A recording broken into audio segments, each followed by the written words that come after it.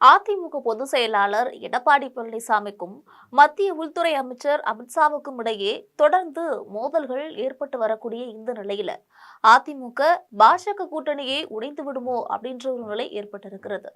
தற்பொழுது உள்துறை அமைச்சர் அமித்ஷா எடப்பாடி பழனிசாமி அல்லாது வேறு விதமான சில முடிவுகளை எடுத்து மிக தீவிரமாக செயல்பட்டு வந்துட்டு இருக்காரு. அவருடைய புதிய அரசியல் பயணம் பல்வேறு சந்தேகங்களை ஏற்படுத்தியிருக்கிறது. இது தொடர்பாக ஜெம் தொலைக்காட்சி வழங்கும் சிறப்பு செய்தி தொகுப்பை இப்போது பார்க்கலாம்.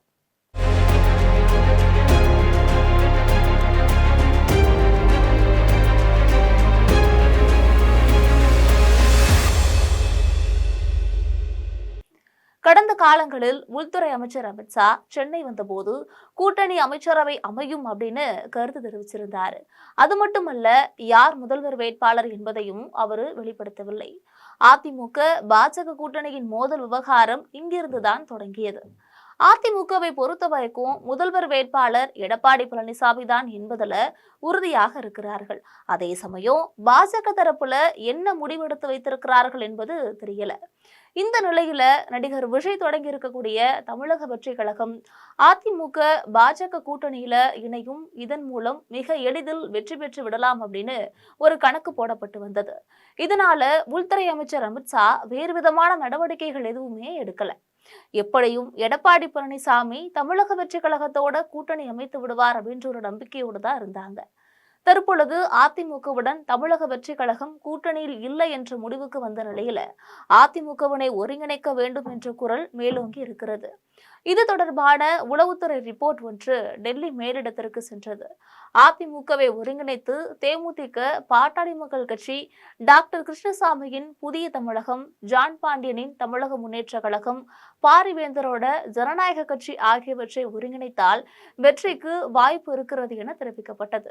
இதற்கிடையே அதிமுக பாஜக கூட்டணியில புதிய கட்சிகளை சேர்ப்பதுல மிகப்பெரிய பின்னடைவு ஏற்பட்டிருக்கிறது. முதல் கட்டமாக பன்னீர்செல்வம், டிடிவி தினகரன், சசிகலா ஆகியோரை ஒருங்கிணைக்க வேண்டும் என்ற கோரிக்கைக்கு எடப்பாடி பழனிசாமி திட்டவட்டமாக மறுப்பு தெரிவித்து வருகிறார். அடுத்த கட்டமாக பாட்டாளி மக்கள் கட்சியை பொறுத்தவரையில இரண்டாக பிளவுபட்டு நிற்கிறது. அன்புமணி மற்றும் ராமதாஸை ஒருங்கிணைக்க முடியவில்லை. அடுத்த கட்டமாக தேமுதிகவை பொறுத்த வரைக்கும் அதிகப்படியான தொகுதிகளும் தேர்தல் செலவுக்குரிய பண வசதிகளும் கேட்டு வருகிறார்கள். எனவே அதிலும் முடிவு எட்டப்படவில்லை. இந்த நிலையில சமீபத்தில் நடந்த அதிமுக பொதுக்குழு கூட்டத்தில் சிலர் நம்முடன் கூடவே இருந்து கழுத்தறுக்கிறார்கள் என்கின்ற ரீதியில கருத்து தெரிவிக்கப்பட்டு பாரதிய ஜனதா கட்சிக்கு மறைமுக எச்சரிக்கை விடுக்கப்பட்டதாக தெரிகிறது.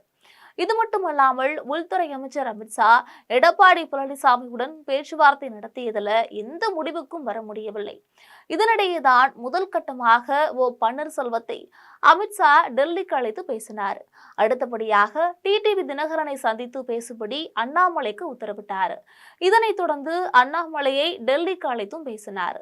இதற்கிடையே சசிகலாவுடனும் திரைமறைவுல பேச்சுவார்த்தை நடந்து வருவதாக சொல்கிறார்கள். எனவே அதிமுகவுடன் ஒருங்கிணைக்க முடியாத பன்னீர்செல்வம், டிடிவி தினகரன், சசிகலா ஆகியோரை தங்கள் கூட்டணியில சேர்த்துக் கொள்வது என உள்துறை அமைச்சர் அமித்ஷா தற்போது புதிய முடிவு எடுத்திருக்கிறார். இதனிடையே உள்துறை அமைச்சர் அமித்ஷா அண்ணாமலைக்கு முக்கியத்துவம் கொடுத்து அவர் மூலம் நடத்தி வரும் பேச்சுவார்த்தைகள் எடப்பாடி பழனிசாமிக்கு கோபத்தை ஏற்படுத்தியிருக்கின்றன. எடப்பாடி பழனிசாமியுடன் தமிழக பாரதிய ஜனதா கட்சியோட தலைவர் நயினார் நாகேந்திரன் சந்தித்து பேசிய போது அண்ணாமலை மீதான தன்னுடைய கருத்தை எடப்பாடி பழனிசாமி வெளிப்படுத்தியிருக்கிறார். டெல்லி மேலிடம் தற்பொழுது அண்ணாமலையை அனைத்து பணிகளுக்கும் தூதுவிட்டு வருகிறது. அவரை அடிக்கடி டெல்லிக்கு அழைத்து பேசுகிறார்கள். அவரது செயல்பாடுகள் எல்லாம் அதிமுகவுக்கு எதிராகவே இருக்கிறது.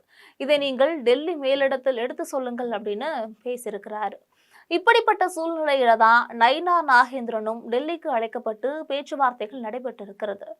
தற்போதைய சூழ்நிலையில அதிமுக, பாஜக மற்றும் கூட்டணி மட்டுமே இருந்தால் தேர்தலில் வெற்றி பெற முடியாது. ஏனென்றால் வரக்கூடிய தேர்தல் 4 முனை தேர்தலாக இருக்கிறது.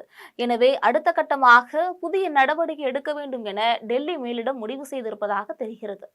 தற்பொழுது எடப்பாடி பழனிசாமி எடுத்திருக்கக்கூடிய முடிவுகளால பாரதிய ஜனதா கட்சிக்கு எந்தவித லாபமும் இருப்பதாக தெரியல. இது தவிர 50 தொகுதிகள் தேவை என கோரிக்கை வைத்த போது 30 தொகுதிகளுக்கும் மேல் தர முடியாது அப்படின்னு எடப்பாடி பழனிசாமி திட்டவட்டமாக சொல்லியிருக்கிறார்.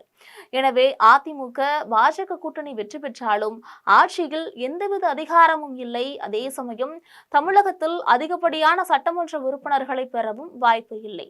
எனவே ஏன் கூட்டணியை முறித்துவிட்டு பாஜக தலைமையில் ஒரு புதிய கூட்டணியை உருவாக்க கூடாது என்ற எண்ணம் டெல்லி மேலிடத்திற்கு ஏற்பட்டிருக்கிறது.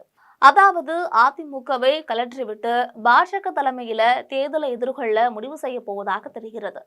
அப்படி வரும்பொழுது பாஜக கூட்டணியில பன்னீர்செல்வம், டிடிவி தினகரன், சசிகலா ஆகியோர் இணைக்கப்படுவார்கள். இது மட்டுமல்லாது தேமுதிக, பாட்டாளி மக்கள் கட்சி, டாக்டர் கிருஷ்ணசாமியின் புதிய தமிழகம் கட்சி, ஜான் பாண்டியனோட தமிழக முன்னேற்ற கழகம் கட்சி, பாரிவேந்தரோட ஜனநாயக முன்னேற்ற கட்சி என அனைவரையும் பாரதிய ஜனதா கட்சியின் கீழ் ஒருங்கிணைத்து ஏன் போட்டியிடக்கூடாது என்ற திட்டத்தை உள்துறை அமைச்சர் அமித்ஷா வகுத்து வருவதாக தெரிகிறது. இதன் நிமித்தமாகத்தான் அவர் அண்ணாமலை மற்றும் நயினா நாகேந்திரனை டெல்லிக்கு அழைத்து பேசுவதாக தெரிகிறது. பாஜக தலைமையில புதிய கூட்டணி அமைத்து போட்டியிடும் பொழுது கட்சியின் பலம் அதிகரிக்கும், தேவைப்பட்ட தொகுதிகளில் நாம் போட்டியிடலாம் என்றெல்லாம் பலவித கணக்கு போட்டு வைத்திருக்கிறார்கள். அப்படி வரும் பொழுது தமிழ்நாட்டில் 5 முனை போட்டி நிலவும். அதாவது திமுக, அதிமுக, பாஜக, தாவேக மற்றும் நாம் தமிழர் என 5 முனை போட்டி கூட நிலவ வாய்ப்பு இருக்கிறது. வரக்கூடிய தேர்தலில் இப்படி ஒரு சூழ்நிலை ஏற்பட்டால் எந்த கட்சியும் மெஜாரிட்டி பெற முடியாது. அந்த சமயத்தில் ஆட்சி அமைப்பதற்கு பாரதிய ஜனதா கட்சியின் தயவு தேவைப்படும். இதனை சாக்காக வைத்துக் கொண்டு அமைச்சரவையிலும் இடம்பெற்று விடலாம் என்றெல்லாம் ஏராளமான திட்டங்களை டெல்லி மேலிடம் திட்டமிட்டு வருவதாக தெரிகிறது. ஏற்கனவே பல மாநிலங்கள்ல இது போன்றுதான் திரைமறைவு திட்டங்களை தீட்டி இறுதி கட்டத்துல கூட்டணியையும் சேர்த்து ஆட்சியை பிடிப்பது பாரதிய ஜனதா கட்சியின் கடந்த கால வரலாறாக இருக்கிறது. எனவே தமிழக அரசியல்ல மிகப்பெரிய மாற்றங்கள் ஏற்படலாம். குறிப்பாக அதிமுக, பாஜக இடையே எந்த நேரமும் விரிசல் ஏற்பட்டு உடைந்து சிதறலாம் என்ற நிலை ஏற்பட்டிருக்கிறது. ஒருங்கிணைப்புக்கு மட்டும் வாய்ப்பே இல்லை என்று எடப்பாடி பழனிசாமி கூறி வரக்கூடிய இந்த நிலையில நிச்சயமாக மெகா கூட்டணி அமையும் என்று சொல்லி வருகிறார். ஆனால் அந்த மெகா கூட்டணி யார் என்பது தெரியவில்லை. எனவே அதிமுகவை பொறுத்தவரையில் இழுபறியான ஒரு சூழ்நிலை இருக்கிறது. அந்த வகையில உள்துறை அமைச்சர் அமித்ஷா, எடப்பாடி பழனிசாமி இடையே இன்னும் மோதல் போக்குகள் தொடருமானால் நிச்சயமாக கூட்டணி உடைய வாய்ப்பு இருக்கிறது என்கிறார்கள் அரசியல் பார்வையாளர்கள். இது போன்ற அரசியல் பின்னணி செய்திகளை தெரிந்து கொள்வதற்கு ஜெம் தொலைக்காட்சியுடன் எப்பொழுதும் இணைப்பில் இருங்கள். நன்றி.